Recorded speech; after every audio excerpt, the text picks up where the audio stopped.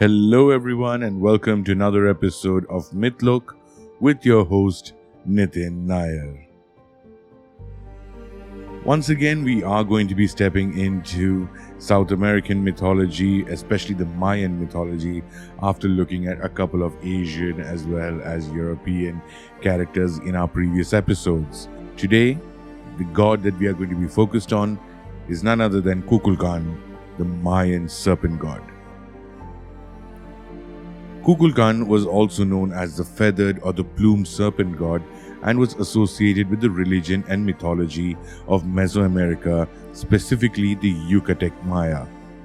The multiple manifestations of Kukulkan are all related to the belief that he was a creator who brought rain and winds.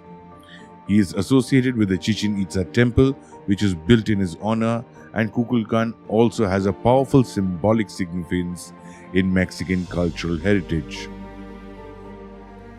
In Mesoamerica, the snake was regarded as a deity that symbolized life above and below the earth, and it also associated with the underground. Because of its habits, the snakes were also known to have caves which provided them access to the underworld. The bodies of these snakes are also featured in various art pieces from the region. The words sky and snake have the same pronunciation in both English and Maya. In Yucatan, references to Kukulkan are often confused with those of a person who has the same name. It is believed that this individual, who was also called Kukulkan, was a ruler or priest at Chichen Itza during the 10th century.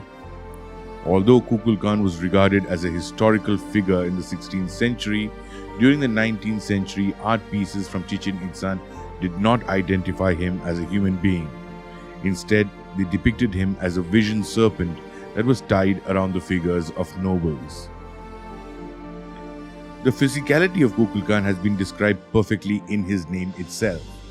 He is a feathered serpent or a snake with feathers and wings. He supposedly can fly into the sky with the help of his wings and talk to the sun. Kukulkan is a popular deity in Mayan mythology and is commonly depicted as a bird-like creature that looks like a human. In some depictions, it's a standard snake, while in others, it looks like a winged serpent or a Chinese dragon. Kukulkan was a snake that was born to humans. He grew so large that his sister could not feed him, and he had to leave the cave where he was being raised. This caused the earth to tremble, and every year in July, the serpent causes the earth to tremble to ensure to his sister that he still lives. He is also referred to as the serpent god Quetzalcoatl by the Aztecs and the Toltecs. The god is also known as Gukumats to the Guatemalan Mala and Ecatl to the Gulf Coast tribes. In the vast forests of the Mayan lands, there are numerous pyramids that are adorned with a serpentine appearance.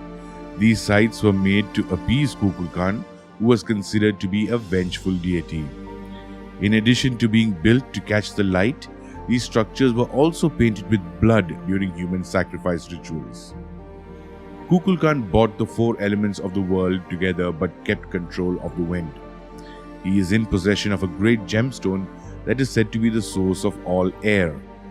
He also bought a calendar, which is a massive stone disc that dates back to a distant future, and presented it to all the humans. Unfortunately, the sacrifices that were made for his benefit were performed in blood. Kukulkan continues to be a focal point of research and discoveries at various Mayan sites like Chichen Itza and other recently discovered pyramids from the erstwhile Mayan Empire. Kukulkan was also featured in an episode on Star Trek the Animated Series, while also being characters in video games like Smite and Tomb Raider.